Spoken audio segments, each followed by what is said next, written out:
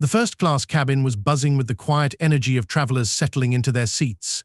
James, a sharply dressed businessman with an air of self-assuredness, confidently stowed his carry-on and sat down, taking a moment to scan his surroundings. He always enjoyed flying first class. It was a reminder of his success, a space where he felt he belonged.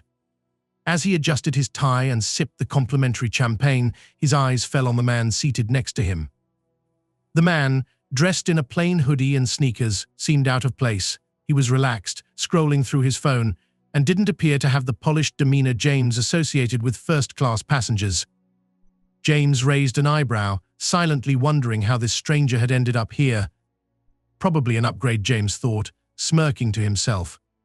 It wasn't the first time he'd seen someone who didn't quite belong in first class. Lucky guy, he muttered under his breath. James decided to strike up a conversation, partly out of boredom but mostly out of curiosity. First time flying first class, he asked, his tone just polite enough to mask the condescension. The man looked up, smiled faintly, and shook his head. No, not really, he replied simply, his tone calm and unbothered. James leaned back in his seat, not satisfied with the short answer. Well, it's a nice experience, he continued, trying to steer the conversation. But it's not as special as people think. Once you've been successful long enough, it just becomes normal, you know. He chuckled, glancing at the man to gauge his reaction. The man nodded, his smile unchanged, but didn't elaborate. James took the silence as an opportunity to assert himself further. You know, I've worked hard to get here. Built my business from the ground up. A lot of people don't realize what it takes to succeed in this world. People these days just want shortcuts. As James spoke, the man listened attentively, occasionally glancing out the window, as if the view was more compelling than the conversation. James felt emboldened by the lack of challenge. He continued to share his thoughts, eager to impress, unaware that his assumptions about the man sitting next to him were completely wrong. The quiet hum of the airplane engines provided a steady backdrop as James continued talking, his voice carrying the weight of his self-assured opinions. He spoke with the confidence of someone used to being heard, filling the space with his musings on business, success, and the state of the world. The man seated next to him, Steve, as he'd introduced himself, remained calm and composed, nodding occasionally, his expression unreadable. Steve wasn't giving much away, and this only encouraged James to keep going, filling the silence with his monologue. James began weaving the conversation toward sports, one of his favorite topics. He prided himself on his knowledge of basketball, particularly the dynamics of the NBA. It was a subject he knew could spark lively discussions, but Steve's quiet demeanor made James feel like he needed to lead the way. You a basketball fan? James asked, leaning back in his seat with a casual air. Steve looked up from the book he'd been holding but hadn't yet opened. I follow it sometimes, he said simply. Sometimes, James repeated, feigning shock. Man, you're missing out. The NBA is where it's at. I've been following it for years. I could probably coach better than half the guys running the teams these days. He laughed at his own joke, waiting for Steve to join in. Steve gave a polite chuckle but didn't add much. James saw the opening to dive deeper. Take someone like Stephen Curry, he said, his tone shifting to one of mild disdain. People act like he's revolutionized basketball, but let's be real. The guy's just a shooter. Sure, he's got range, but that's it. He's not physical, he's not dominating the paint, and honestly, he's overrated. If you ask me, players like that wouldn't survive in the league 20 years ago. Steve tilted his head slightly, as if considering James's words, but he didn't interrupt. His silence, however, was far from passive. He listened with intent, his gaze steady, his body language open but reserved. James misread it as agreement, or at least disinterest. Encouraged, he pressed on. Curry's career is a product of good timing, James continued. The league's changed so much. Now it's all about three-pointers and finesse, but where's the grit? Where's the real competition? Guys like Curry, they've got it easy. He wouldn't last a season against someone like Shaq or Charles Barkley in their prime. Steve finally spoke, his voice measured and thoughtful. That's an interesting take, he said. What makes you think Curry wouldn't adapt to those conditions? James shrugged, waving a dismissive hand. Because he's not built for it. You can't teach size, you can't teach strength. And let's face it, players like Curry are a dime a dozen these days. Sure, he's got some talent, but he's no all-time great. People just like him because he's flashy. Steve nodded again, his face calm and unaffected. You might be right, he said quietly. But doesn't it take a different kind of greatness to change the way the game is played? To force other teams to adapt to your style instead of the other way around? James frowned slightly, caught off guard by the question. He hadn't expected Steve to push back, even gently. I mean, sure, but that doesn't make him better. It just makes him lucky. Right place, right time. Steve leaned back in his seat, his fingers lightly tapping the cover of his book. I suppose luck does play a role in everything, he said, but don't you think hard work and innovation count for something too? James hesitated, unsure how to respond. There was something in Steve's tone, calm yet firm, that made him pause. It wasn't confrontational, but it carried a weight that James couldn't quite place. For the first time, James wondered if Steve might know more about basketball than he let on. Still, he wasn't ready to back down. Maybe James conceded. But I still think Curry gets more credit than he deserves. People love a good underdog story, and that's all he is, a story. A narrative to sell tickets and merchandise. The media blows everything out of proportion. Steve smiled faintly, his gaze shifting out the window. It's interesting how narratives shape how we see people, he said. Sometimes we forget that behind the story, there's a real person. James blinked, unsure how to take that comment. Was Steve implying something, or was he just making an observation? Either way, James felt a flicker of discomfort, though he quickly brushed it aside. Well, I'm just saying what everyone's thinking, he said, laughing nervously. Not everyone's cut out to be a legend. Steve didn't respond right away. He seemed lost in thought, his fingers still tapping lightly on the book. Finally, he said, do you think being a legend is about what other people think of you, or about what you bring to the game? James opened his mouth to respond but found himself at a loss for words. The question lingered in the air, heavy and unanswerable in the moment. Steve's calm demeanor had shifted the dynamic of the conversation, subtly but unmistakably. It was no longer about James proving his knowledge or asserting his opinions. It had become something deeper, a reflection on judgment, perception, and the stories we tell ourselves about others. The silence stretched between them, but it wasn't uncomfortable. James glanced at Steve, who had finally opened his book and begun reading. For the first time, James wondered who this quiet man really was. There was something about him, an unshakable confidence wrapped in humility, that made James question everything he thought he knew.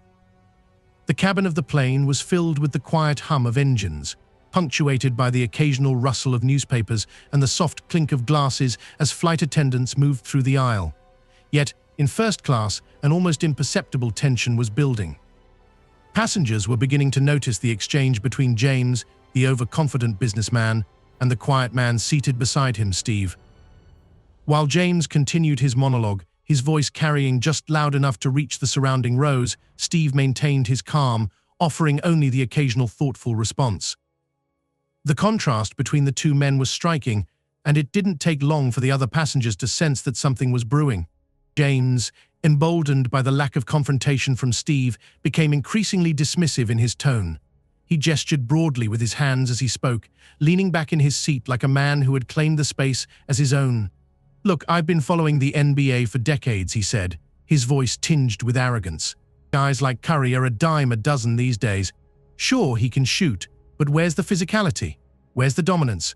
Back in the day, real players owned the court.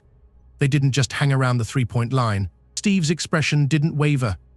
He listened intently, his eyes occasionally drifting out the window, as if observing a world far larger than the confines of the cabin. When James paused to take a sip of his drink, Steve asked quietly, "And what do you think makes a real player?" James set his glass down with a clink and smirked. "It's simple. Grit, strength, the ability to overpower your opponents. Curry's just finesse.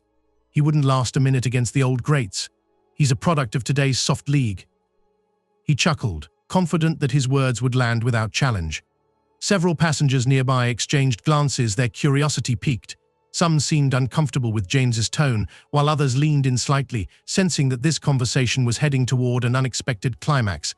Steve tilted his head slightly, considering James's words. "So, you think dominance is just about physicality?" he asked, his tone as calm as ever. "Isn't there something to be said for changing the way the game is played? For forcing teams to rethink their entire strategy?" James waved him off. Strategy? Sure, if you call chucking threes from half-court a strategy, it's a gimmick, not greatness. The league will move on, and Curry will be forgotten. A faint smile played on Steve's lips, but he didn't respond immediately. The passengers nearby were now fully engaged, their eyes flicking back and forth between the two men. The tension was palpable, like the quiet before a storm. Even the flight attendants, who were usually adept at ignoring the conversations of passengers, seemed to linger a little longer as they passed by. James, sensing the growing audience, leaned in as if to drive his point home. The thing is, guys like Curry only succeed because the league caters to them. They wouldn't stand a chance if the rules were different. It's not real talent, it's manufactured success. Steve finally met James's gaze directly. His calm demeanor hadn't shifted, but there was a quiet intensity in his eyes now, a subtle reminder that he was listening far more carefully than James realized. "That's an interesting perspective," Steve said. "But do you think changing the way people see the game might be the greatest kind of talent? Not just playing it, but redefining it?" James hesitated for a fraction of a second, caught off guard by the question. He opened his mouth to respond, but before he could, a voice from across the aisle interjected. "You might want to reconsider that," the voice said. A man, perhaps in his late 40s, leaned forward slightly, a knowing smile on his face. "Curry's not just a player, he's a revolution." The comment sparked murmurs among the passengers. James frowned, clearly annoyed that someone had dared to challenge him. "Revolution," he scoffed. "You mean a flash in the pan? Let's see where he is in 10 years. The other man shrugged, clearly amused. "I think history's already speaking for itself." Steve, for his part, remained quiet, letting the conversation unfold. He glanced at the flight attendant offering coffee and declined with a polite nod, his composure unshaken. James, on the other hand, was beginning to show cracks in his confidence. He shifted in his seat, his gestures becoming more exaggerated as he tried to regain control of the narrative. The cabin had grown quieter now, the murmurs fading as more passengers tuned in to the unfolding scene. There was an unspoken tension in the air, the kind that comes when everyone senses that something significant is about to happen. Steve's calm presence only heightened the anticipation. He hadn't raised his voice, hadn't argued, yet his quiet confidence seemed to carry more weight than all of James's bluster. "Look," James said, his voice louder now, as if trying to convince not just Steve but everyone within earshot. "I'm just saying what everyone's thinking. Curry's overrated. People love him because he's flashy, not because he's great." Steve finally spoke, his voice steady and deliberate. "Sometimes greatness isn't about what everyone thinks, it's about what you leave behind. How you change the game for the people who come after you." James blinked, momentarily at a loss for words. The other passengers were now fully engaged, their curiosity growing with each exchange. It was clear that Steve's words carried a depth that James hadn't anticipated, and the tension in the cabin had reached its peak. As the flight continued, it became increasingly clear to everyone watching that Steve wasn't just another passenger. There was something about him, something unshakable, something quietly powerful that made people rethink everything they'd assumed. And James, though still defiant, was beginning to feel the weight of his own words in a way he never had before. The cabin lights dimmed slightly as the flight approached its final hour, the hum of the engines steady in the background. Passengers had settled into their routines, with some dozing off, others scrolling through their devices, and a few still watching the subtle drama unfolding in first class. James, now slightly less animated but no less opinionated, leaned back in his seat, confident that he had made his point. Steve, his quiet seatmate, had maintained his calm composure throughout, occasionally glancing out the window or offering measured responses that James seemed to dismiss outright. The cabin crew began preparing for the descent, announcing that they would soon collect any remaining items. A flight attendant walked briskly through the aisle, pausing briefly to hand Steve a small note. She smiled warmly at him, her demeanor slightly different from the professional neutrality she had displayed toward other passengers. James noticed this interaction and narrowed his eyes slightly, curiosity flickering across his face. Steve thanked her with a polite nod and slipped the note into his pocket without opening it, as if this kind of attention was nothing out of the ordinary. James couldn't help himself. "What's that about?" he asked, gesturing toward the note. Steve smiled faintly but didn't answer, leaving James to stew in his curiosity. The silence between them grew heavier, the weight of the unanswered question gnawing at James's confidence. He had spent the majority of the flight asserting his opinions, but now, with the end of the journey approaching, the balance of power seemed to shift. The quiet man beside him, who had absorbed James's criticisms with grace, now exuded an air of mystery that James couldn't ignore. As the plane began its descent, the captain's voice crackled over the intercom. "Ladies and gentlemen, we're starting our approach into San Francisco. We'd also like to take a moment to thank a very special passenger on board today. We're honored to have NBA superstar Stephen Curry flying with us. Mr. Curry, it's a privilege to have you on board, and we hope you've enjoyed your flight." The announcement hung in the air for a moment, and the cabin erupted into whispers. Heads turned, passengers scanned the cabin, and phones were subtly raised to capture the moment. James froze, his expression a mixture of disbelief and dawning horror. He turned slowly towards Steve, his face pale as realization dawned. The man he had been belittling for hours, the man who had listened patiently to his tirade against Stephen Curry, was none other than Curry himself.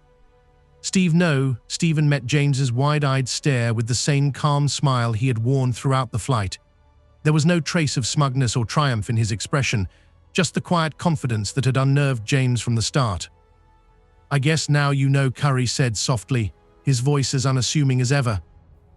James's mouth opened and closed like a fish out of water.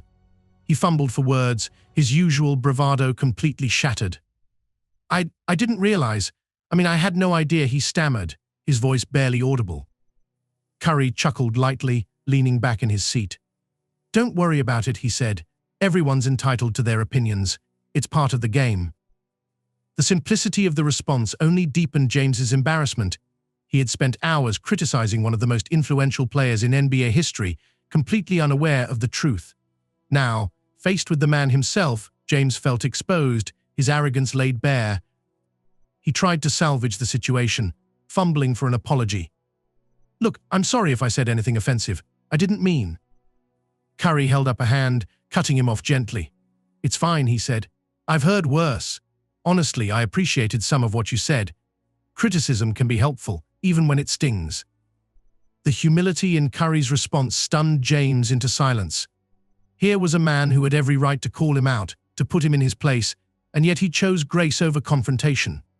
James felt a pang of shame, not just for his words, but for the assumptions he had made about Curry and about people in general. The murmurs in the cabin grew louder as passengers began to realize who had been sitting among them. A few approached hesitantly, asking Curry for photos or autographs, which he obliged with his trademark humility and warmth. James watched from the sidelines, feeling more out of place with each passing moment. He had spent the flight trying to assert his superiority, but now, in the presence of true greatness, he felt small. As the plane landed and the passengers began to disembark, James hesitated, unsure if he should say anything else to Curry. Finally, as they stood in the aisle waiting to exit, he turned to him one last time. "I just want to say, I was wrong about you," James said quietly. "Not just as a player, but as a person. You've got more class than I'll ever have." Curry smiled, extending a hand. "Thanks for saying that," he replied. "We all make mistakes. What matters is what we learn from them." James shook his hand, the simple gesture carrying more weight than he could have imagined. As they parted ways, James couldn't help but reflect on the lessons of the flight. He had judged Curry based on assumptions, on preconceived notions, and had been humbled in the most unexpected way. It was a moment he would carry with him, a reminder of the importance of humility, respect, and the danger of underestimating those who carry themselves with quiet confidence. As the plane taxied to the gate, James sat frozen in his seat, replaying the events of the flight in his mind. The realization that he had spent hours belittling one of the greatest basketball players of all time settled over him like a heavy blanket. His confidence, once unshakable, now felt like a fragile facade.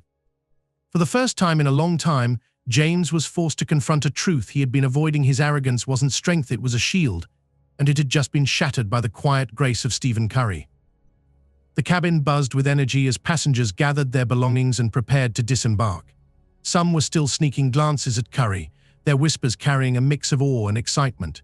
Curry, however, remained calm, offering polite nods and a few autographs to those brave enough to approach. He carried himself with the same humility that had defined him throughout the flight, as if the revelation of his identity was just another moment in a day filled with them. James, on the other hand, felt like the smallest man in the room. He couldn't bring himself to meet Curry's gaze, let alone apologize properly for his earlier remarks. It wasn't just embarrassment, it was the realization that his behavior had revealed a deeper flaw in his character. He had judged Curry without knowing him, dismissed his achievements without understanding their significance, and projected his insecurities onto a man who had done nothing to deserve it. As the plane came to a stop, James fidgeted in his seat, debating whether to say something before they parted ways. The words felt heavy in his throat, and he wasn't sure if they would even matter. But as the line to exit the plane began to move, he knew he couldn't leave without at least trying. Summoning what little courage he had left, he turned to Curry, who was calmly gathering his bag from the overhead compartment. "Mr. Curry," James began, his voice low and hesitant. Curry turned to him, his expression as kind and composed as ever. "I just want to say, I'm sorry. For everything I said earlier, I didn't realize who you were, but that's not an excuse. I was out of line." Curry paused, studying James for a moment. There was no anger in his eyes, no trace of the indignation James might have expected. Instead, there was something far more disarming: understanding. "You don't need to apologize," Curry said softly. "We all have our opinions, and we all make mistakes. What matters is what we do after we realize them." James nodded, his throat tightening. He had spent so much of his life trying to project strength, but in that moment he realized that true strength wasn't about being loud or assertive, it was about being willing to admit when you were wrong. Curry's response, so measured and forgiving, only deepened his sense of humility. Here was a man who had every reason to hold a grudge, yet he chose grace instead. As they walked off the plane, James couldn't help but reflect on the lessons he had learned in the span of a few short hours. He thought about the assumptions he had made, not just about Curry, but about people in general. How often had he dismissed someone based on appearances or preconceived notions? How many opportunities to learn and grow had he missed because he was too busy trying to prove himself? The airport terminal was bustling with activity, but James felt strangely detached from the chaos around him. He watched as Curry was greeted by a small crowd of fans, his smile genuine as he took photos and signed autographs. It struck James that Curry's greatness wasn't just about his talent on the court, it was about the way he carried himself off it. His humility, his kindness, his willingness to engage with people no matter who they were, those were the qualities that truly set him apart. As James made his way to baggage claim, he couldn't shake the feeling that this encounter would stay with him for a long time. It wasn't just a humbling experience, it was a wake-up call. He realized that his success in business had made him complacent, allowing him to believe that his opinions were inherently more valid than others. But Curry had shown him that real greatness wasn't about being right or dominating a conversation, it was about listening, understanding, and lifting others up. By the time James reached his car, he felt a quiet resolve building within him. He didn't want this to be just another story he told at parties, a funny anecdote about the time he accidentally insulted a celebrity. He wanted it to mean something, to change the way he approached the world. He thought about the people he had judged, the conversations he had dominated, and the opportunities he had missed to learn from others. He decided, in that moment, to start doing better. As he drove away from the airport, James couldn't help but smile. For all his mistakes, he had been given a rare gift, a chance to see himself through the eyes of someone far wiser than he had realized. And though he still had a long way to go, he felt grateful for the lesson. After all, humility wasn't just about admitting you were wrong, it was about letting those moments shape you into someone better. As James drove away from the airport, the events of the flight played on a loop in his mind. He gripped the steering wheel tighter with each replay, the weight of his own words pressing down on him. The irony of the situation was almost unbearable, hours spent tearing down a man whose very presence had quietly disproven every insult, every dismissive remark. Stephen Curry hadn't needed to defend himself, his quiet confidence and grace had done the talking. The further James drove, the more the enormity of his behavior settled in. It wasn't just the embarrassment of having insulted one of the most celebrated athletes of his time. It was the realization of how easily he had judged without understanding. How quick he had been to dismiss someone's achievements because they didn't fit his own narrow definition of success. It wasn't Stephen Curry's reputation that had been damaged in that cabinet, it was James's own sense of self-worth, crumbling under the weight of his arrogance. As the city skyline came into view, James pulled into a quiet parking lot overlooking the bay. He needed time to think, to process what had happened. The calm waters below reflected the early evening light, a stark contrast to the turbulence in his thoughts. He leaned back in his seat, staring out at the horizon, and let the memories of the day wash over him. He thought back to the first moments of the flight, how he had sized up Curry without a second thought. In James's world, success was measured in loud gestures, grand speeches, aggressive deals, and the kind of dominance that demanded attention. Curry's quiet demeanor had seemed, at first glance, like a weakness, an inability to command respect. But now James realized how wrong he had been. Strength wasn't always loud. Sometimes it was found in the ability to remain calm in the face of criticism, to hold your ground without diminishing others. What struck James the most was Curry's response, or lack of one. The man hadn't retaliated, hadn't tried to one-up James or prove him wrong. He had listened, not out of passivity, but out of a quiet self-assuredness that didn't need validation. That kind of humility, James realized, required a level of confidence he had never known. And it was that humility that had left James feeling exposed, as if every word he had spoken on that flight was a reflection of his own insecurities rather than an accurate critique of Curry. James couldn't help but wonder how Curry had developed such a grounded perspective. Here was a man who had achieved global fame, redefined an entire sport, and inspired millions, yet he had treated James with the same respect he might offer a lifelong friend. It was humbling in a way James hadn't expected. For all his talk of success, James knew he would have struggled to show that kind of restraint if the roles had been reversed. He sighed deeply, running a hand through his hair. It wasn't just Curry he had insulted, it was the very idea of innovation and hard work. James had spent years building a business, carving out a reputation as a man who knew what it took to succeed.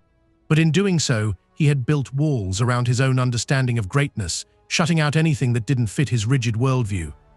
Curry's quiet dominance had shattered those walls in a matter of hours, leaving James to sift through the rubble of his own misconceptions. James thought about the other passengers on the flight, the way they had started to watch the interaction unfold. At the time, he had felt in control, certain that his words would resonate with the others. But now, in hindsight, he realized how foolish he must have looked. The whispers, the exchanged glances, it was clear that they had seen through his facade long before he did. And yet, even in the face of that public humiliation, Curry had chosen kindness over condescension. That, James realized, was the mark of true greatness. As the sun dipped lower in the sky, James pulled out his phone and began typing a message. It wasn't for Curry. He doubted he'd ever have the chance to speak to him again. Instead, it was to himself, a reminder of the lessons he had learned that day. He wrote about the danger of assumptions, the value of humility, and the power of listening. He wrote about the importance of respecting others, not because of their achievements, but because everyone deserves it. And he wrote about the kind of person he wanted to be moving forward, not the loudest voice in the room, but the one who listened the most. James sat there for a long time, the sounds of the city faint in the distance. He knew he couldn't undo what had happened on that flight, but he could choose what to do with the experience. He could let it be a source of shame, or he could let it change him for the better. Slowly, he felt a sense of resolve replacing the regret that had consumed him. As he started his car and pulled back onto the road, James made a promise to himself. He would carry the lessons of that flight with him, not as a burden, but as a guide. He would strive to approach the world with the same humility and grace that Curry had shown him, to see others not through the lens of his own biases, but with an open mind and heart. And most importantly, he would remember that true greatness wasn't about being the loudest or the most dominant, it was about lifting others up, even when they didn't deserve it.